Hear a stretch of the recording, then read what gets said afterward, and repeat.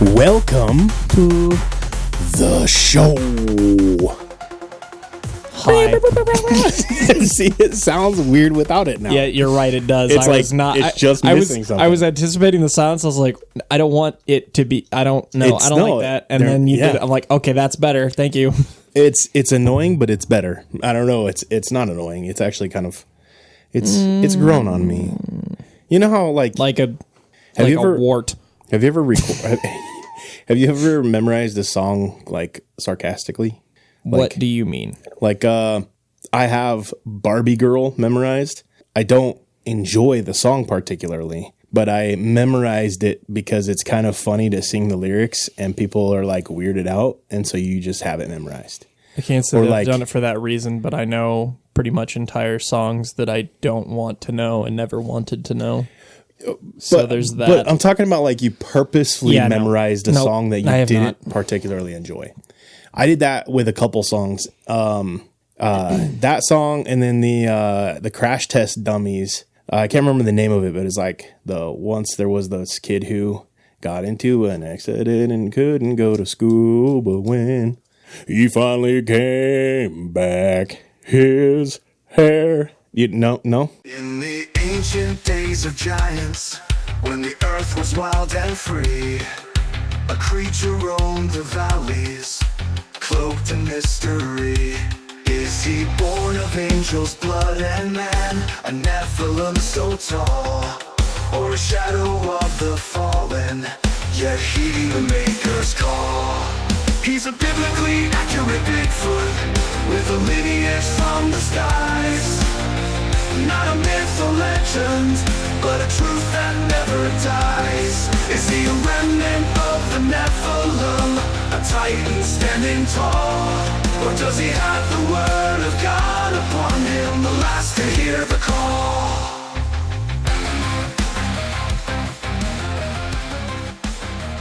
I was gonna let you go. No. Do you know what song I'm talking about? I can't. No, that's a. Man, that's a deep cut. Got it. That's a song that stayed in its era. It didn't make it out. But I memorized it sarcastically. Was that from a show? No, the Crash Test Dummies. This is the name of the band. Okay. Yeah. I think it's a Crash. Now that I say that, I guarantee I'm wrong now. And I don't care enough to Google it right now just to correct myself. So if I'm wrong, correct me in the comments. Tell me how dumb I am. I'm not going to talk again until you Google it and find out. That's too bad. I'm not going to Google it. So today I am drinking Peach Ghost. Dude, I heard, and I don't know if it's true or not, but I heard that Ghost got bought by Dr. Pepper, and I knew that. But I heard that the brands, so like Swedish Fish and all of those companies that Ghost worked with, they discontinued their partnership. So the Swedish Fish, the Sour Patch Blue, Sour Patch Red, all of those, they won't be able to continue those flavors. And I wonder if they're going to continue them, but just with a different name, like they did with the FaZe Clan Pop or whatever, because now it's just called Rocket Pop. But so if you are a big fan like I am of the Swedish Fish Ghost, you should get it while it lasts because it might be gone here pretty soon. Also, Dr. Pepper, why you gotta be buying my favorite companies? Like, come on. Independent, like if you own your own energy drink business, like keep it. Stop selling it to the big rich people. They just get bigger and richer. I don't like it. As a consumer, that was good. As a consumer, I lied. I can't not. I really wanted to run that for a while, but I'm not going to do that to you. The debate was who was going to be most stubborn, and I was waiting to see who was going to win because I really wanted to push it, but I just can't do that. Anyway, as a consumer, I agree. Like I want companies that are not big and corporatized to not sell out. I want them to not sell out, but I will be the first one to tell you that if I owned a company and a company, especially one that I actually like enjoy their product, Dr. Pepper's the best cola. I don't care what anyone says. It's a decent argument. If I owned any sort of beverage company and Dr. Pepper offered to buy me out, for enough money that I could retire, I would do it in a heartbeat. Yeah. I would not negotiate. Yeah. I would just take the contract, sign it, take my money, and go have fun. Yeah. I'm I not would, mad at I you, would Ghost. most likely do the same thing. To be able to just do what I want to do for the rest of my life and Yeah. not have to worry about running a business. But the problem with that is, though, that like I feel like I would struggle the same fate as the dude that created Minecraft. So I was reading about him, Notch. and he sold Minecraft for like $2.5 billion or something like that. It was an absurd amount of money. And then was just depressed the rest of his life and lonely. And it's like, if you don't have, and that's, I think, one of the reasons why I feel like God, like we're to work, we're to labor, and we're created to glorify God through that labor. And I'm not talking like plowing the fields labor, but labor in general. Have something constructive to do. Yeah. Because there was, looking back in my life, anytime that I went through summers, because I lived on a ranch, and so sometimes I would just kind of like run the ranch during the summer or whatever for my parents. Yeah. And they would give me, it was early enough in my life they couldn't technically pay me, but I basically would run things and do chores and keep keep the place looking clean and whatever. And I would get so bored that just like I just didn't know what to do with my life. Yeah. And I can only play so many video games before I get to a point where I'm like, okay, I am tired of playing video games or watch TV or whatever. And as I get older, now with having a family, that might change a little bit because I could think of a lot of things to do with my kids if I had $2.5 billion. But I would still like the phrase of, if you all of a sudden had more money than you could ever spend in your entire life, what would you do with your life? Would you still do the same? Would you stay in the same career path? I have 1,000 things that I want to learn and try to try my hand at, skills I want to obtain and upgrade, and activities I want to try, places I want to go. There's so much stuff I want to do, and not having the money is such a restricting factor, and having like a job that you're tied to is such a restricting factor. Like, I agree. I think there are people that like, to go back to the example of Notch, I think he had all those issues before. And most I think definitely. Working on Minecraft is more of a distraction than anything else. And I don't have anything to back that up, but that's just like, to me, if all it takes for you to fall into that is to no longer be working on the project that you were working on, then that project was probably more of a distraction from your issues than it was something that, if that's something that you needed, then that's an issue that you already, like, you still have that issue. It's not like losing that created the issue. It just allowed it to come to the forefront. Right. And that's my feeling on that. Yeah. I definitely, and I could say could be. I would say there's a very strong chance that could be the factor, that he was already struggling and that was just something to focus on. But also, I enough times have experienced, the year, like, we can't say Pandemic.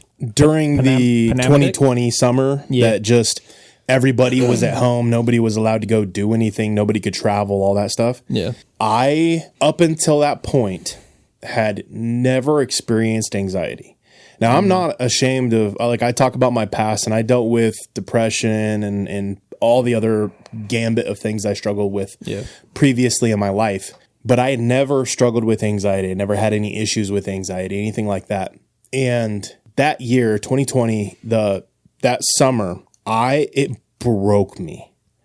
And that summer, it did something to me that I had never experienced before. And frankly, over time, it took time for everything to kind of get back to normal a little bit before it went away. And I wasn't feeling like that before that. Yeah. And just being isolated, for me as an extrovert, just destroyed me. I was going to say, I think there's two other things that I would say probably go into that type of thing. One is, like you said, being an extrovert. I think there's a lot of personality traits that determine how well you handle a lack of direction like that, because I'm not that way. I am okay with having a couple of people that I hang out with a lot, and that being pretty much my social circle. Right. And I'm also not a person who has a passion in my life that I absolutely have to pursue. I feel like if you're the type of person that creates something like what Notch created, because good work, dude. Like what a thing to create. If that was your thing and then that goes away, and that was like, you were that type of person, you were that focused on that thing, that was your passion and you were working on it, and now you're not, that is also, I think, a factor that amplifies those personality traits that if you're depressed, lonely, stuff like that. I don't have that. I don't have a thing that I'm like, I have to do the thing. I have to do this thing. There's a lot of things that I'm very interested in and want to mess with and want to tinker with and want to try and do. And so if I if I created an energy drink company and it did well enough that Dr. Pepper bought it out, I can just turn and do the next thing. But and that's okay. Can I challenge a little bit Do just it. to push, not even necessarily because I disagree, Go. but just to push back a little bit. Yeah. So says the person who moved back to Shadron because of where you were located wasn't fulfilling those parts of your life. So there are things in your life that can factor in enough that cause you, now all of a sudden you have all of this money, but now your friends maybe aren't your friends anymore, or maybe they start to get weird about it because you have money and now those friends aren't your friends anymore. Now all of a sudden you're isolated. You know, it could become B really fast, you know. I see your point. Yeah.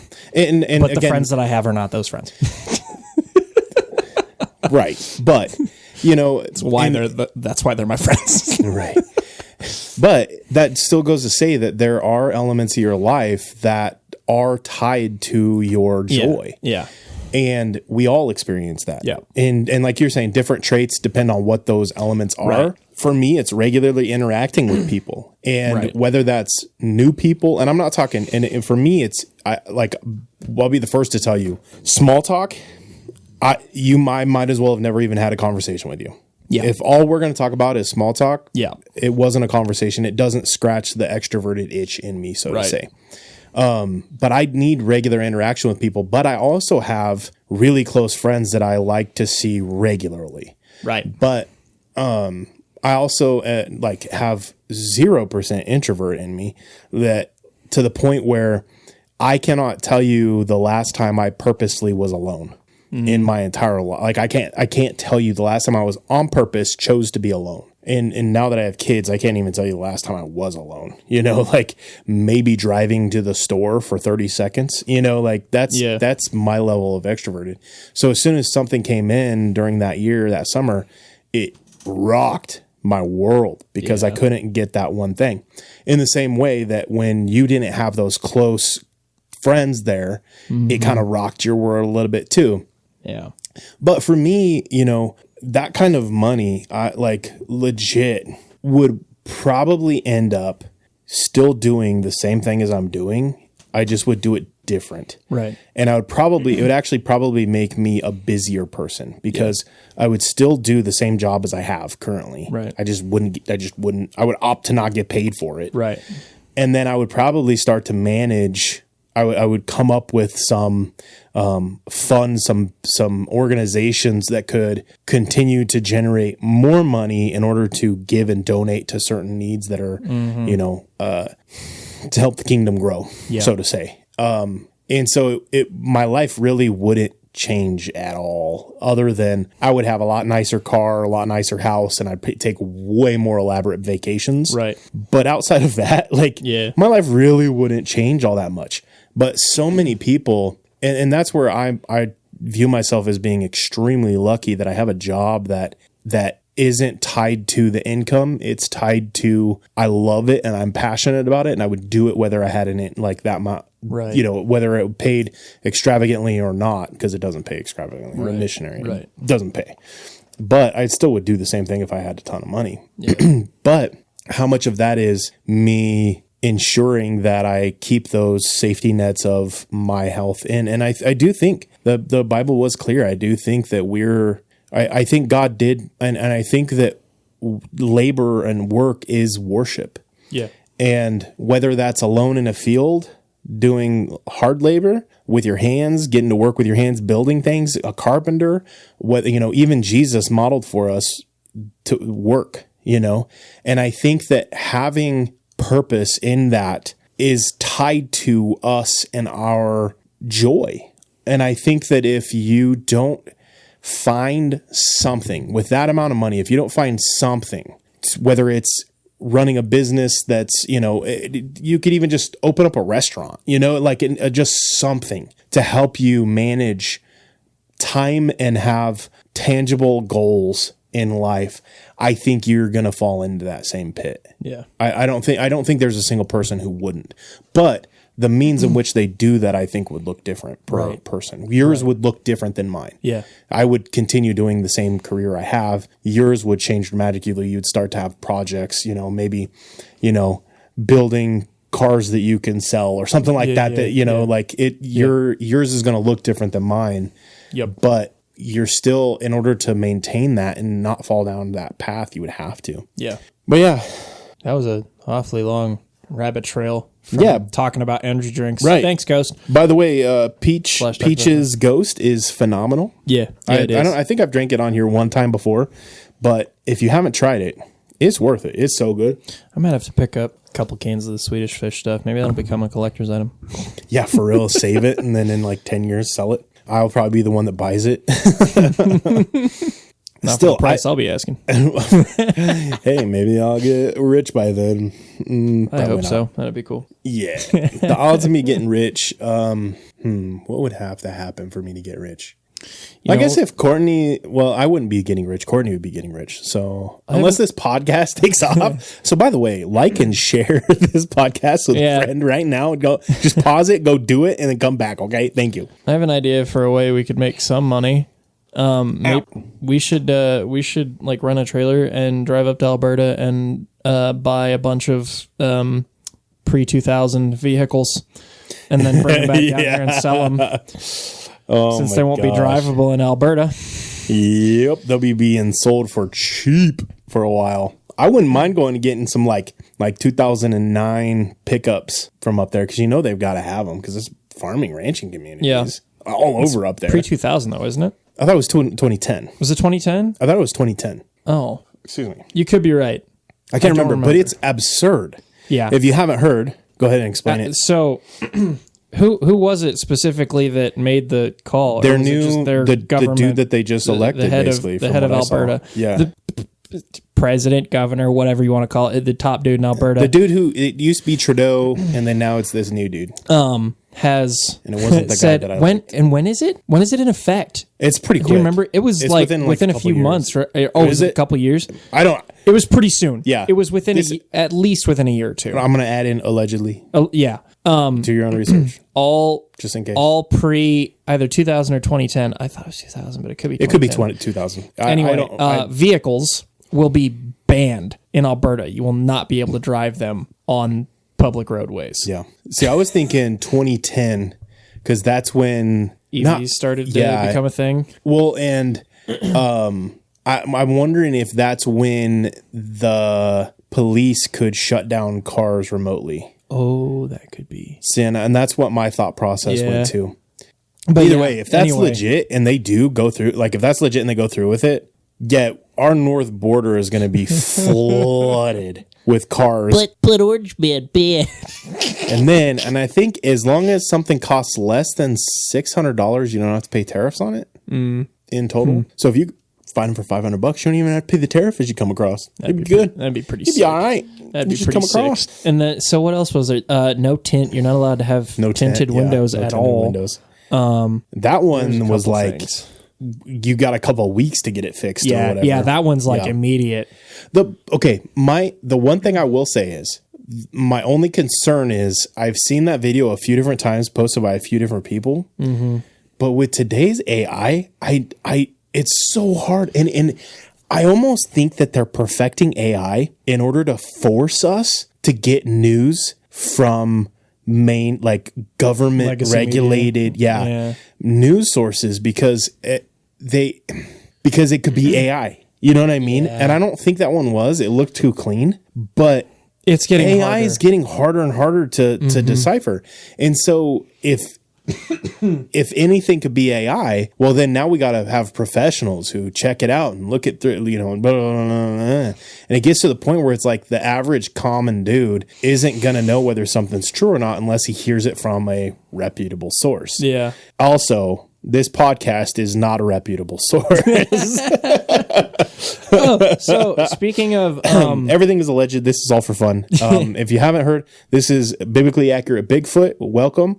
We're glad to have you guys, and we hope you stick around, share it with your friends, all those things. You guys are amazing. All right, continue. to kind of reach back to an episode or two ago when we talked about glitches in the Matrix. I had kind of another weird one the other day. I want to hear, side note, I want people to comment their glitch in the Matrix experiences. Ooh, times when be a good TikTok. reality felt like it got switched up. If you felt like there was a jump in the timeline, Mandela effect, like anything like that, stuff that you remember. By the way, my mom said she hardcore, like the actual Nelson Mandela thing. Like she was so certain of that. Nelson Mandela one was the one that out of all of them has rocked me the most. She didn't know about the Mandela effect thing. She heard about that and was like, wait, is that what happened to me? Because she was like, okay, why is it that I remember this and then I didn't hear anything about that man for like 20 years? Mm-hmm. And then all of a sudden he's doing stuff and I'm like, wait a minute, what? I thought he was long dead. Why were we not? Why did he not exist for 20 years? Exactly. But anyway, so I want to hear people's experiences like that, things that you got Matrix. Mandela affected on, glitches in the Matrix, stuff like that. So, comment wherever you're listening to this, comment on it. So the other day, I was listening to the No Dumb Questions podcast, and I was just listening to it at night when I was coming back from Crawford to clock off. And I paused it, and I don't know, I wasn't paying attention to what time stamp I was at, because usually YouTube Music, where I listen to my podcast, just leaves it there. And when I come back to it, it resets to like 5 or 10 seconds before where I paused it. So YouTube Music updated that night. And the next day, I went to continue listening to it, and it literally didn't even remember that I was subscribed to that podcast. It was, all of my cache stuff was deleted, it was erased, it was gone. And so I go back, I find the podcast, I go to that episode, I start it, and I'm like, man, I don't want to listen to this whole thing again.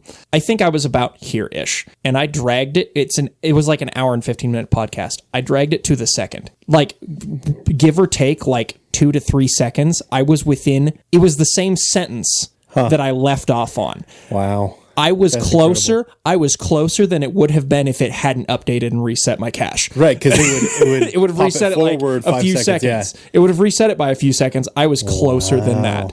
Wow. I don't know how I did that, but it was one of those crazy things where it's just like you feel connected. I showed you that one TikTok of the when you get the USB right the first time, like becomes Neo. Dude, it felt like that. It was like, dude, how did that was nuts. For real though. That's awesome. So like those kind of moments, like have you ever been like, you're watching TV and you're talking about like, big trees, and then all of a sudden the TV says big trees, and you're like, wait, why did they just say big trees a second after me? Yes. Those are those kind of moments that it's just like, what was that? And you just, like you said, you feel connected. It's like, you're like, what happened? Who was the actress or singer or whatever that claimed she could get radio from her tooth filling? Lucy. Was the it? lady from I Love Lucy. Was it? Okay. So supposedly that was legit. Yeah. So one time, I remember this vividly. I was like probably 15 or 16 years old. We were in Winter, South Dakota, and we were going to pick up some things from K's Sports.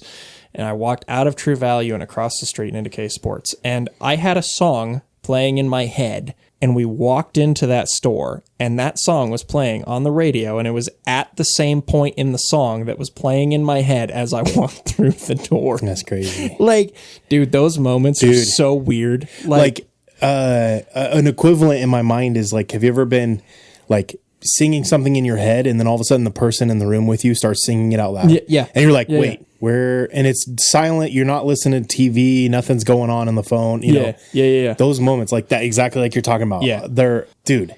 There's too many. I've got too many of those examples that I remember, to not put some stock in, there's something else to that. It's not just a weird random coincidence thing that's happened a few times. Like that's so there's somebody more to it than that. I don't remember who it was. Somebody once told me those moments are, and maybe it was my brother, but if you, and the way that they worded it is different than how I would view it necessarily. But whoever it was, they said, those are those moments that the world is telling you need to pay attention.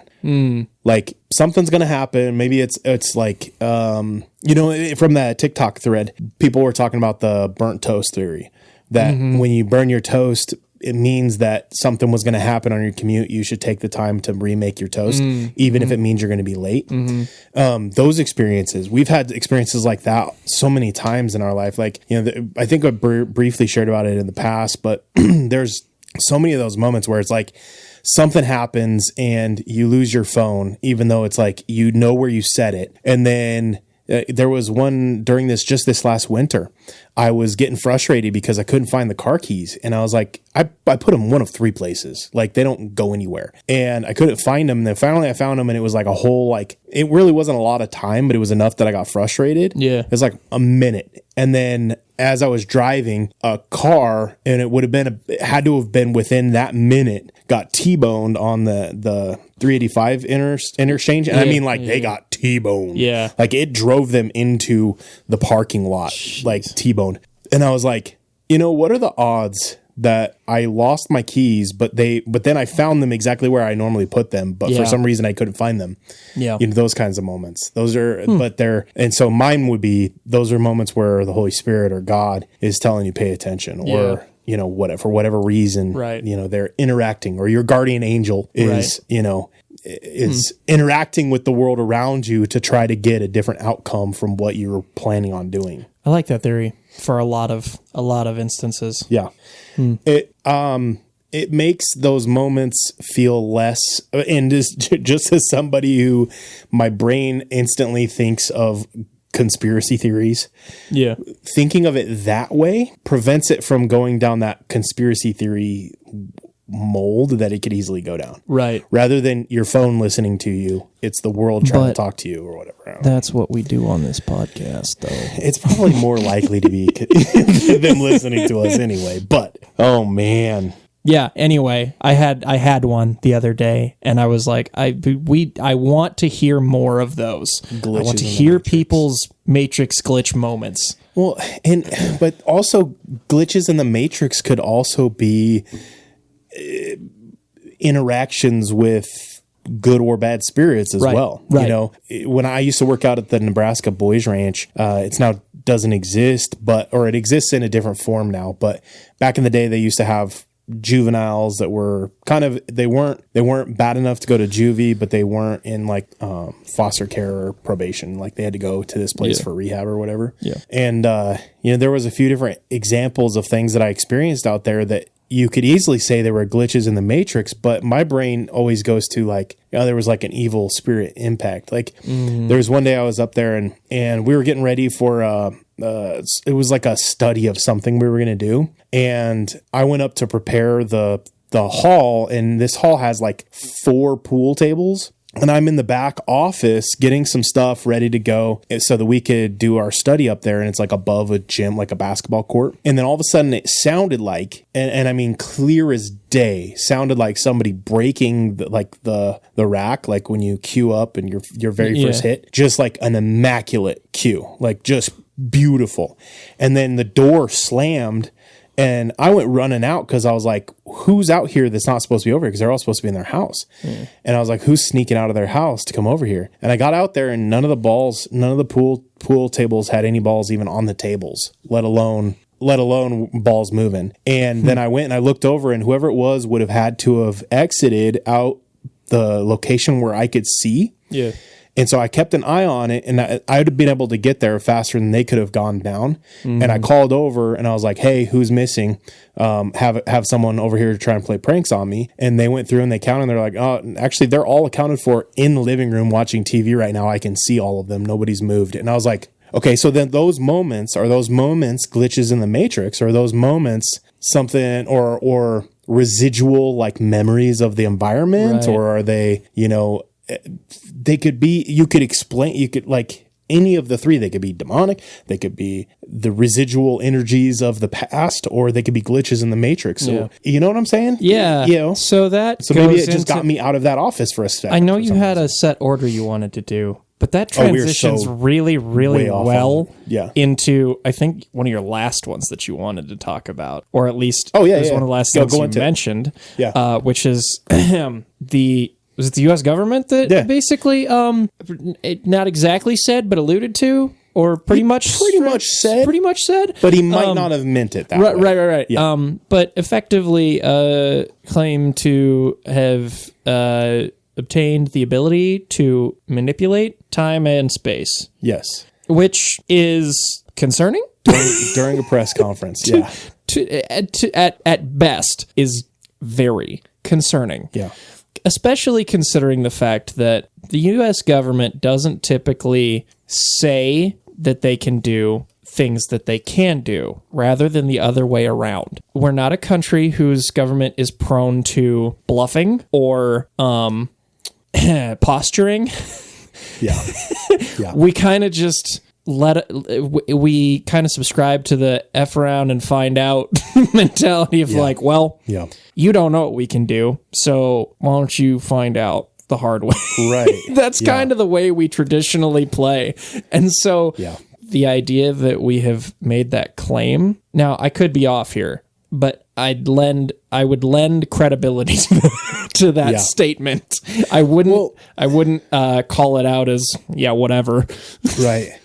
So I don't think that they have made a clarifying statement if that's not what they meant. People who argue against it say that, well, what he was trying to say was, we're just so advanced as a nation that it's like we can manipulate time and space, even though it was just a metaphor. But the way that he said it... That's pretty stretchy. Yeah, I was going to say, the way that he said it did not sound like a metaphor. It sounded like he was saying, we can manipulate time and space. Yeah. And that's concerning. At what point, if that's real and we can, at what point does it get to be too much and God's like, I'm cutting you off? I mean, I don't know about you, but thinking about like the Tower of Babel, right?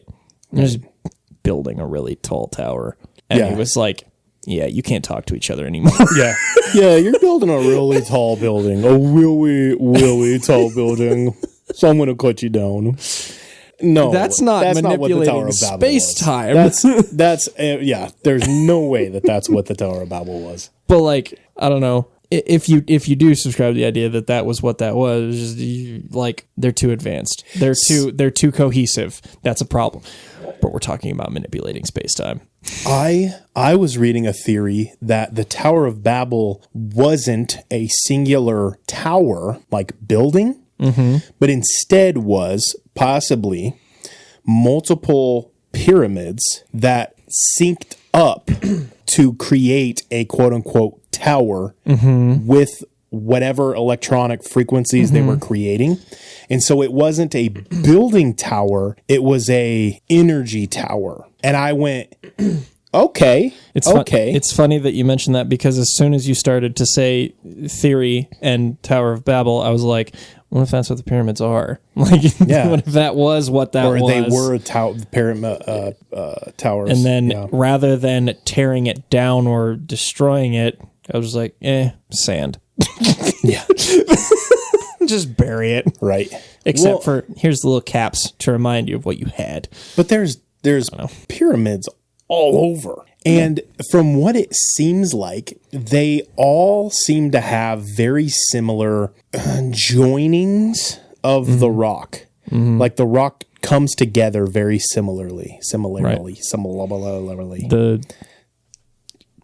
connection points. Yeah, at least at the bases. And so, again, it kind of goes back to when we talk about this. If you haven't listened to our past episodes, we do kind of go into this in depth. But it kind of leads credence to the thought that when God separated based off of like and created languages and stuff like that, that it wasn't just like, oh, you're going to all speak gibberish now. Because I don't know, because I also think of that. And I think if they were so smart that God had to cut them down, you don't think they wouldn't be smart enough to go, okay, I'm saying apple, you're saying manzana.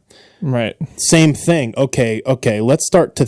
We'll learn each other's languages real quick. Piece that together. They were just like, oh, you speak. I don't understand you.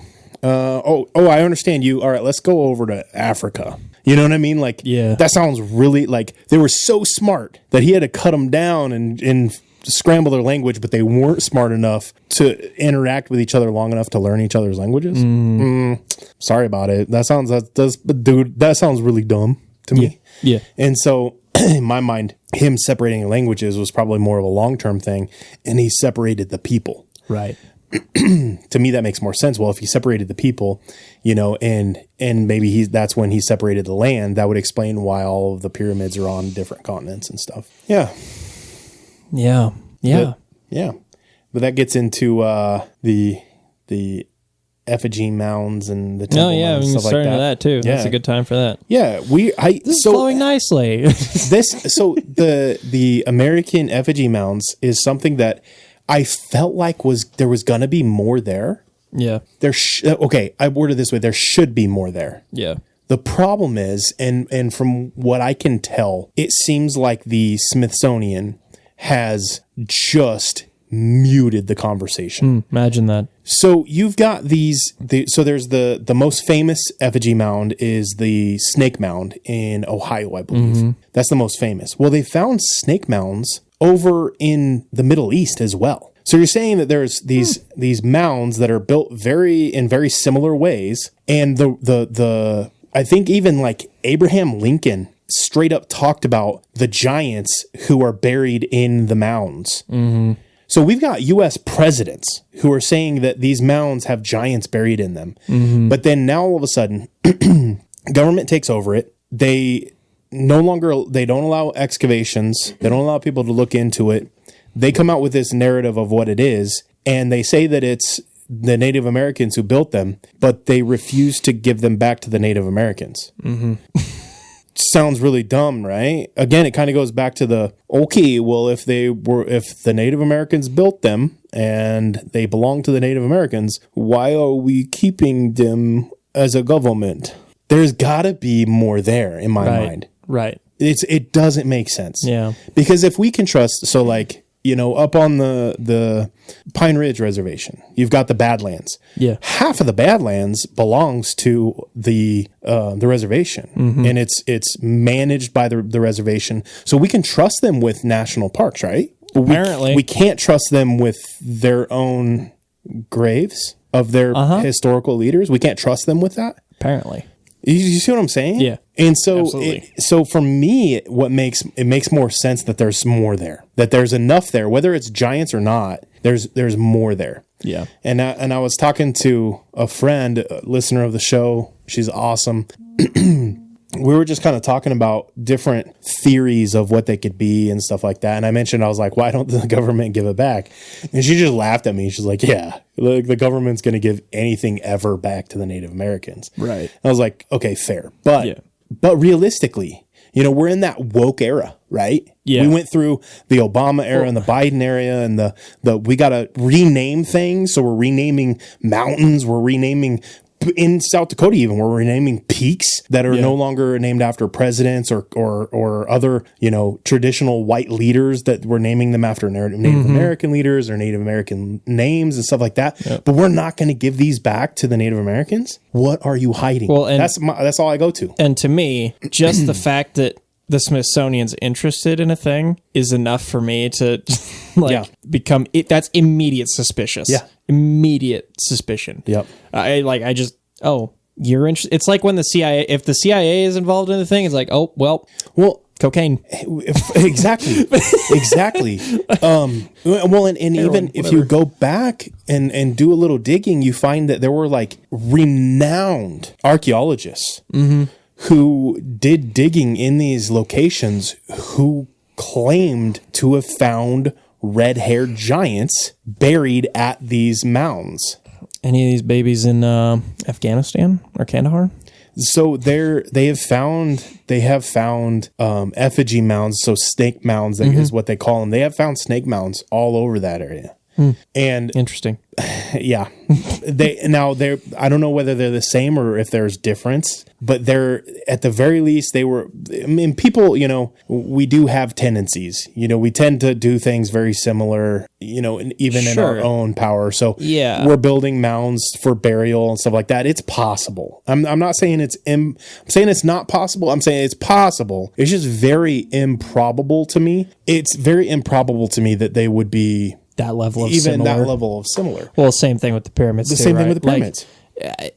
They're not identical. No. By no means are they identical, but they're similar enough. It's like when they found the keep your thought, because when they found the Viking runes in Canada. Mm-hmm. And they were like, oh, yeah, this is clearly Viking ruins. Mm-hmm. It's because they're so similar to the other ruins they found, they can go, oh, yeah, these are Viking ruins. Mm-hmm. They're not identical, but they're similar enough you can verify, the Vikings made it to North America 600, 700 years earlier than the Europeans did. Okay, we can't globally agree on a measurement system or whether to use a period or a comma to separate, partials from wholes when it comes to numbers.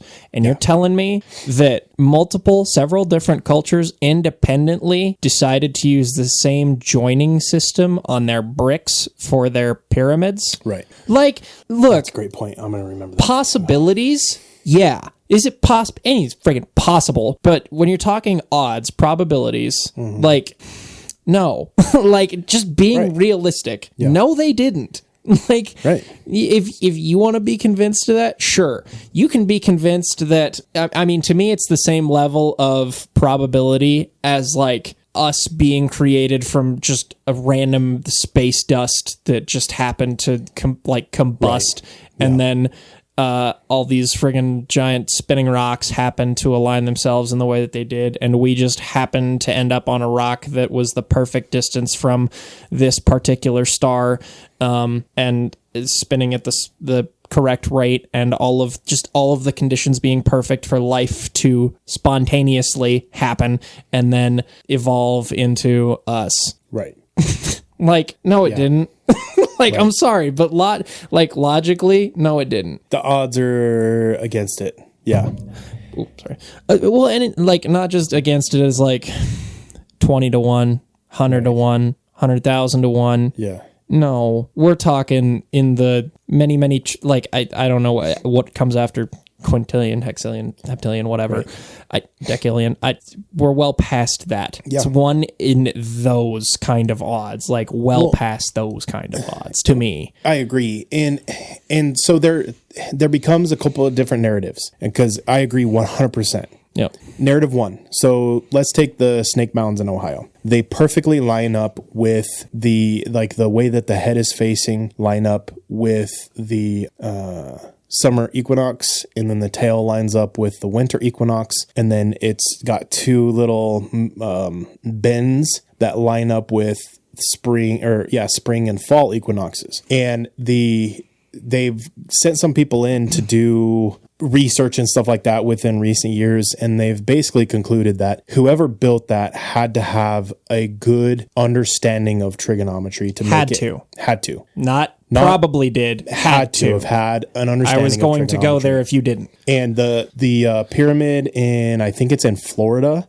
Same thing. They would have had to have had an understanding of trigonometry in order to build that. Yeah. So there comes out of that one of two two narratives that I see realistically. Yeah. One, whoever built them had an intelligence that we didn't discover until modern-ish, times. Right. Or the Long alternative, after they're gone. The alternative is that Native Americans were significantly smarter than our government and the Smithsonian want to give them credit for. Yeah. And we should start looking into historical things as being, okay, where did this wisdom come from? Right. How did you guys get to this from A to B to C kind of thing? The way that we research, European wisdom, the way we research African wisdom, we research all of the Chinese wisdom, Russian wisdom. We look through this wisdom, but instead the alternative then is that the Smithsonian has deleted any evidence of wisdom of the Native Americans and Native South Americans and stuff like that, which that is and I will say, just from in my honest opinion, from what I've seen, I think that's a fact one way or the other. Yeah. Whether or not Native Americans are the ones who built the mounds, Right. the Smithsonian did intentionally, time and time again, force a narrative that showed the Native Americans to be less intellectual and more quote unquote savage. Yeah. Over and over and over again. Yeah. But again, were they intelligent enough to have that deep understanding of modern mathematics or not? I don't know. But Somebody if was. But if there were red-haired giants, Yeah. and those red-haired giants happened to be Nephilim, they had that kind of understanding of math. Yeah. And if they'd have shared it with the Native Americans, then the Native Americans would have had that understanding of math. And then all of a sudden now you've got pyramids being built because they have that intellect. Yeah. If the red-haired giant theory and evidence is correct. Right. Well, either way, someone made those mounds and had that level of intelligence and information. So, however you want to look at it, Yeah. There's a question there that nobody seems to either want to answer or have the answer to. Right. And if they don't have the answer to it, they're denying that and just pretending that question is stupid. Yeah. Yeah, exactly. And that's the thing that irritates me. Same. Like, you don't have to have all the answers. And this is the same kind of attitude that I approach pretty much everything with, is like, I don't need you to have the answer. I need you to be honest about whether you have the answer and what you think the answer might be if you don't have it. Right. Like, Right. you need to be honest about that. And they are clearly not. Right. And almost maliciously preventing information on it from coming out. Yeah. I would say not almost. I would say maliciously. Yeah, like maliciously, and to even just kind of move along, because as far as the effigy mounds, like the more research I did, the less I had. Yeah. And it was frustrating. And we've been meaning to talk about the effigy mounds for weeks. So I've done weeks worth of research on it. And I've yet to come up with a big segment for it. Yeah. It's still one of our small segments. Yeah. Because I just don't have, I don't have that smoking gun thing. Right. Other than, like I said, the archaeologist that was world renowned and then was eventually denounced by the Smithsonian, claimed that there was giants there, and our own president claiming that they were burial mounds for giants. Does stuff like that make you want to like ask a little bit, or like consider a little bit more the possibility of people like what was the guy's name? Ron Wyatt? Jim, what was the guy's name that claimed he found Noah's Ark and stuff like that? Like, oh yeah, what was his name? Yeah. Yeah, does it make you want to question, like, is there any sort of possibility that was actually legitimate and big church just shut him down? Oh, right. Personally, no. But like, you do wonder about stuff like that when somebody makes a claim that they found something noteworthy that might upset the balance of power and trust and faith in people in power. Like, just makes you wonder a little bit. Yeah, it's like the Malaysia airline 370 or 390 or whatever that just like disappeared. Yeah, that their family, it's been like what, like 10 years? Yeah, something like that. And their family has just as much information as they did on day one. But then you've got all those videos that you don't know whether they're fake or not. They look kind of fake to me, but people say they've ran it through and it's not AI. Yeah, and that have like the orbs rotating around it and then it disappears. Well, if our government can manipulate time and space, and 4 of 5, okay, so fun fact about Malaysia Airline, just for our listeners, that's kind of fun. This is rolling around my head. We weren't planning on talking about this, so I apologize. This is a rabbit trail, but unapologize. Thank you. So there was a chip company that was the 10th largest chip company that just had a breakthrough that was going to just skyrocket this company. 5 people owned this business. 4 of those people were on the Malaysia airline. Do you know who the 5th was? No. Rothschild. Bro. So then Rothschild made billions off of this chip and the development that they had literally just had a breakthrough on. I want a statistic. If you have the ability or the know-how to get all of this information neat and tidy, I want to know how the number of aviation accidents relates to the number of like powerful, influential, or almost powerful or influential people involved in said aviation accidents. Because that helicopter crash a couple weeks back had like was it the CEO of Siemens? Yeah.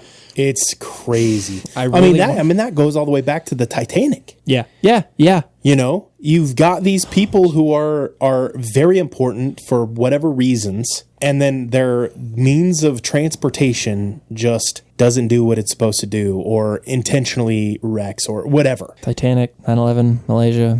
There's a lot of A lot. And then now we have Canada possibly banning vehicles made before 2000 or whatever. You know what I mean? It starts to link up and it starts to look a little suspicious.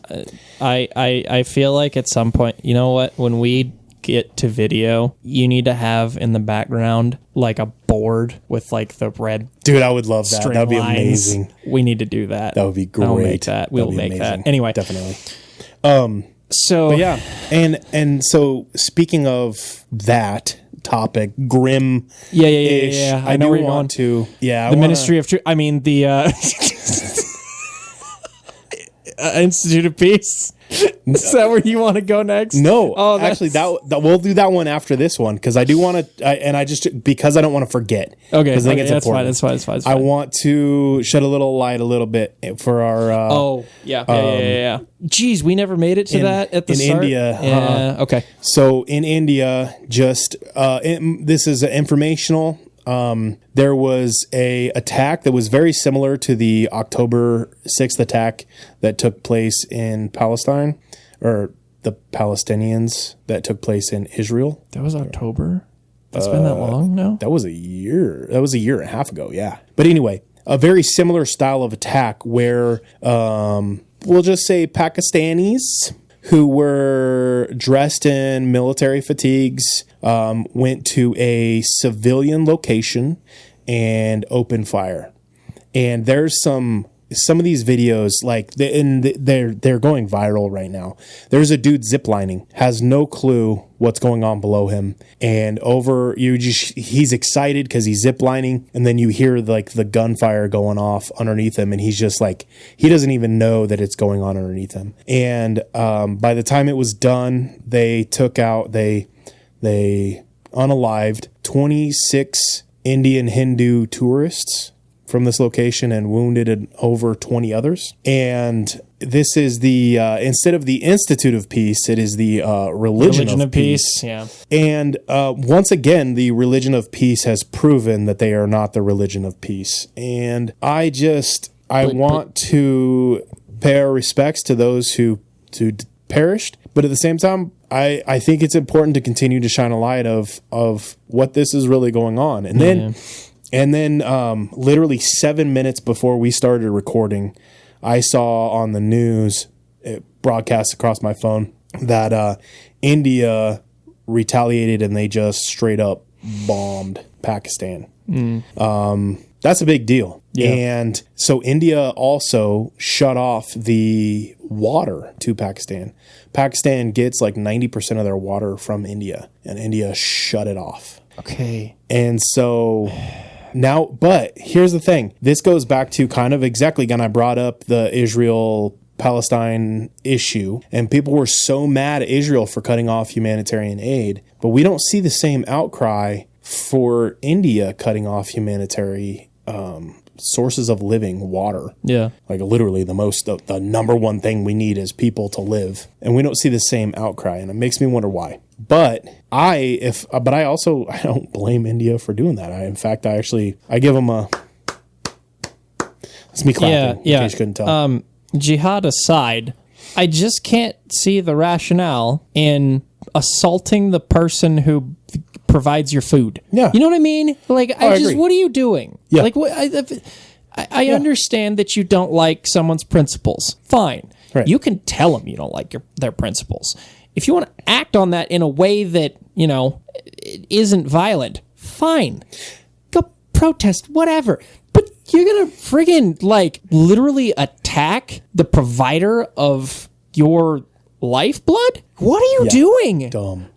Like, it just seems so stupid. So, anyway. So you brought up, okay, so they used to have a treaty in effect, and where there was a river that separated a region of Pakistan from India, and they had a treaty in place that, and on one side was Pakistan, one side was India, and they used to have a treaty in place where they weren't allowed, because I think they both have spicy bombs, and so in order to prevent escalation, because they've always hated each other, I guess. So in order to prevent escalations, they have a treaty that they're not allowed to use items that that are explosive. So on this river, they would get in little skirmishes, and they would just beat the snot out of each other with like whips and chains and stuff like that. And they would and like constantly at war with each other over this riverbank. And they would from time to time go at it, and just like old school, like, you know, like I even think of just like old school gang, like street, just like whipping each other and beating each other up. Yeah, just straight up dudes brawling. And because they didn't want to escalate it and then the treaty, like I said, straight up, they couldn't use firearms. So they're just like, just beating the snot out of each other. Don't tell Dana White about that. He'll monetize. I know, for real though. But then this event breaks that treaty, and then now obviously there's retaliation and it escalated. Things are heating up over there a little bit. But speaking of peace, the Ministry of the Institute of Peace. I'm sorry, I can't. It just sounds too much like it.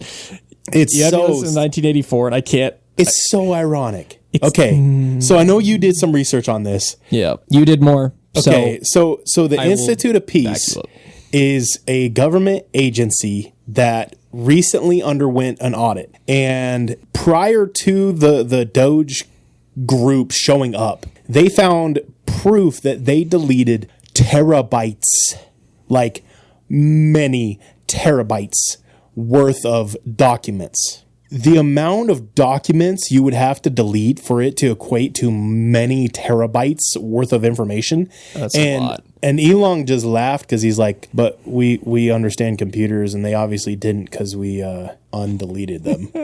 And so they're still there. Recycle bin. So then they go through and they figured out that the Institute of Peace gave $55 million to the Taliban. Proof that our government was funding a terror organization. That's interesting. And not only that, but when Doge showed up, apparently the Institute of Peace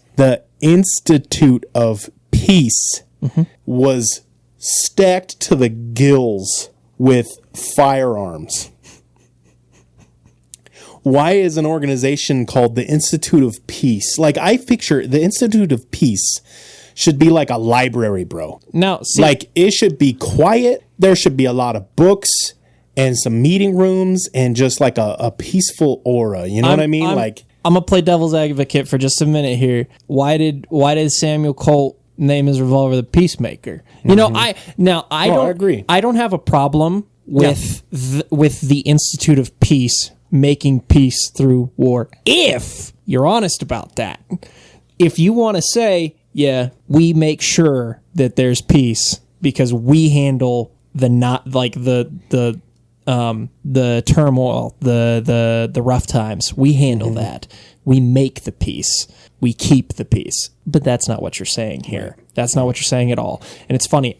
So when I was doing research for this, I came across an article from this freaking chick. Holy crap, it was dumb. It was one of those brain dead documents I've ever read, this article. She's talking about how she worked for the Institute of Peace, and some of the things that was tied to, and all of the good that they did, and the brilliant organization that it was, and how appalled she was that this administration was tearing it down and blocking things, and and I just, dude, I'll show it to you. I'll send you the link to it. Yeah, it was one of the most tone deaf, brain dead, just stupid, low IQ things I have ever read. It was so bad. Right. But which I think is a pretty pretty apt representation of the people who support that kind of organization's existence. Yeah, it's unreal, and kind of even that brings it back to the episodes we did on MK Ultra and stuff about, it's like the ends justifying the means kind of thing. Well, our enemies are doing this, or our whatever. Yeah. They probably had a really good reason,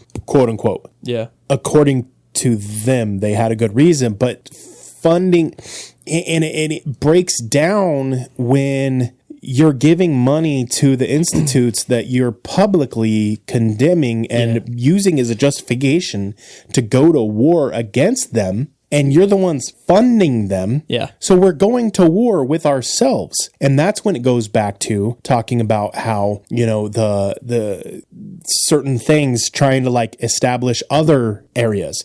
So if we go to a war with something we're funding in a country, that means we wanted to be there for a different reason. What's the reason we wanted to be there? And here's the funny thing to me. Did you research at all like the history of the Institute of Peace? Did you look into? I did not. Okay. Do you know when it was founded? Probably around the same time as USAID, like 60s, 70s. I think it was 80s. I think it was early. I think it was earlier mid 80s. But the reason that it was founded was effectively for like because of the Cold War, trying to like do basically worldwide public relations and figure out how to like maintain relationships. And so in that same friggin' article, the chick was like, it was figuring out the reason they named it, Institute of Peace, figuring out how to keep peace between warring nations or like different disagreeing bad PR.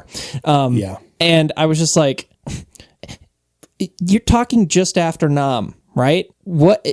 At what point here, because it's a government funded, so it was basically a government think tank is what they call it. Like how many instances throughout like from the 50s to the 90s can you think of where the United States government was actually trying to achieve peace? Like, and it's funny because the same people who will sit there and say, well, that was the point of that, are the same people who will sit there and say, but the United States is so bad. Like, our government's so bad. We've been evil for a long time. And it's just like, so what do you think they were doing? What do you think the point of that was? You think this was actually about achieving peace? At any point. Right. That word. Yeah. My favorite word. Yeah. You're so dumb for that. You start to fall in line, and this is one of the things that I've been saying quite regularly lately, is that if you only like if you have a political party that is in office and you agree with everything that they do, and or if the political party that is the opposition is in office and you can't find a single thing that you like that they did, you are brainwashed. Correct. Period. Yep. If you can't come up with something positive or something negative about your or the opposite political party, if you can't come up with both, you're brainwashed. Yep. You're completely buying into the political ideology that is manufactured. Absolutely. Now, whether or not the candidates, that you can get into a billion different conspiracy theories when it comes to politics. Yeah. But you know what I mean? And so typically people who, and if you can't see that these agencies were being used to do some very nefarious things, you're not awake enough. You need to wake up. And speaking of, so it kind of reminds me of how the UN is trying to build a naval base off the coast of Romania, and so part of the reason that they basically like voided one of the presidential candidates for Romania was because he's anti that being built. You start seeing the political manipulation. But the funny thing is, ironically, the person who's most likely going to get elected now is almost like comically conservative. like borderline what happened, like us nominating Trump the first time. It's like, it's so radical that like they're going, oh crap, what have we done? Right. And it's like when you play those games long enough, eventually, hopefully, enough people will wake up that you can't anymore. Right. But then my brain goes to, is that what's actually gonna start World War III? Yeah. Not because Pakistan and Afghan, or India or Ukraine, and none of these countries that are going at it right now. Right. But is possibly what ended up spawning World War III going to be when the people have woke up enough that now our governments need to full-blown distract and create this good versus bad to distract those people just long enough. Right. And I think the only way to do that, so now I think we're getting to the point where doing a World War III based off of, I don't like your government, isn't working anymore. Right. How many Americans are going to enlist in a war, because of our political opponents right now? Probably not as many as they would need in order to fund a world war. Yep. Also, we got a lot of toys that don't need people, but still. And so my thought process then goes, well, what would? And then you start going religious ideologies. Yeah. And I think that that's when we're going to start putting, and the powers that be will start putting religious radicalism at ends with each other and stoking the fire and creating these illusions. And so I would imagine you're going to start seeing in the Middle East, you're going to start seeing propaganda that is very anti-Christian, and in America, you're probably going to start seeing a lot more anti-Jewish. I probably got to edit though. I don't know. Can you say on podcasts anymore? I don't think so. Because remember, you got in trouble for saying. Yeah. Remember, because the South Park joke. Yeah. Hold on. But anyway, I'll decide if I want to keep it in because it's hard. Because I mean, but anyway, people hear the click if they did. Yeah. Anyway, but it just gets to a point where the games that they played aren't going to work unless there's some next level propaganda. Well, and I think there's too much of the basic information available to go against a full government like that. Whereas when it comes to religion, that's so much more nuanced and there's so much more depth to it than there is to government practice that I think that's going to be a lot easier to manipulate considering just how much more you have to learn about a thing to be educated and to understand the difference and what you're even fighting for or against. Right. I see that being a lot more effective. I think it's already started. Now would be started. Now would be a good time for them to begin to manipulate and pull strings with a new pope getting elected. Yeah. Starting tomorrow, the white and black smoke starts coming out. If it's white smoke, they've found a pope. If it's black smoke, they haven't decided. But why are we doing? Why is it a gender reveal type thing for the pope? The Catholics doing gender reveals since. Anyway, I always love that. What would people do if the smoke was like blue, lime green, or something? Be like, what does that mean? Anyway, speaking of blue. So hard U-turn to finish our last couple topics up before we're done. Do you see the blue rain falling in Texas and California? I don't know what that's about. I saw a few theories regarding weather stuff and maybe paint particles. So well, apparently if you put aluminum and silver iodide into water at a big enough level, it will actually turn somewhat blue. But I don't know if it would be that same. And that's what I was going to say. I don't know if it's as blue as that is. Because that was blue. But blue. Believe it or not, this is not the first time that this kind of thing has happened. A few years back in Australia, there was a weather phenomenon where blue, gelatinous blue, balls fell from the sky, almost like hail. And they weren't solidified, but it was like jelly almost but they were blue balls like that. And then back in 2012, stick with me, stop it. Sorry. Back in Europe in 2012, they also had blue gelatinous balls falling from the sky as well. Documented, okay? This is in Europe in 2012, okay?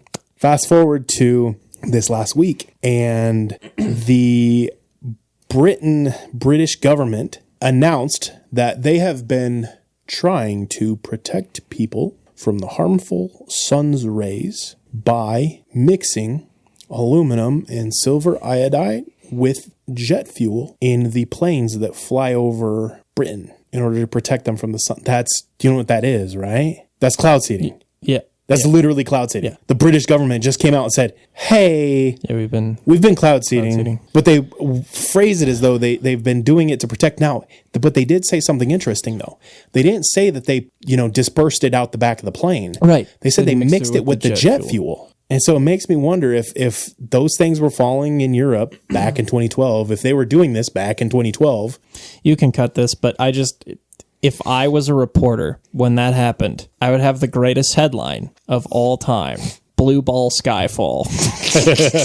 And just, dude, I can't not make the. Oh my gosh. What? Anywho, To finish off this segment, because we're like done. I want to just put two pieces of information out there that you guys can look into. We might talk a little bit more about next week, but the government has also announced that they've been conversating with 4 different alien species.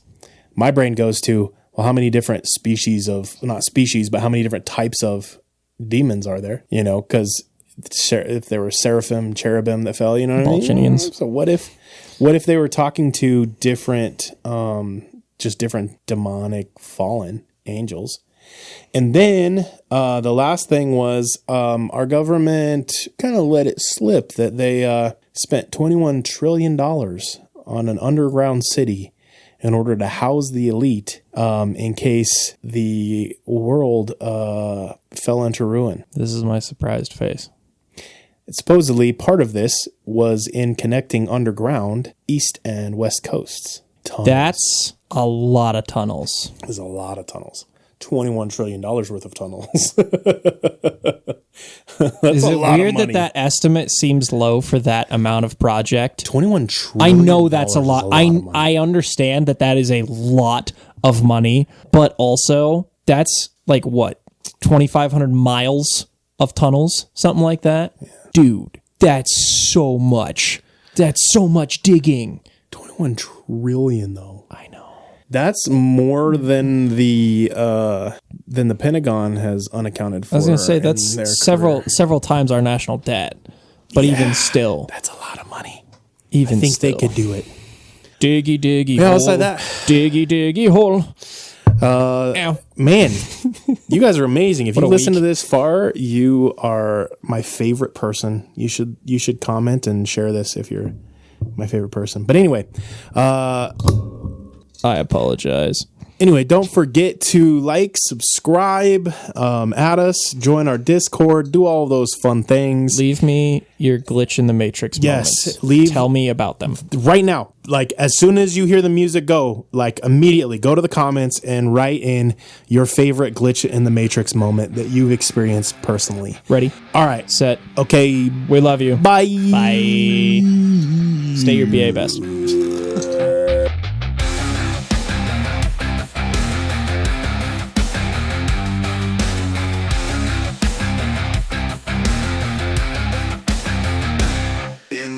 Ancient days of giants, when the earth was wild and free, a creature roamed the valleys, cloaked in mystery.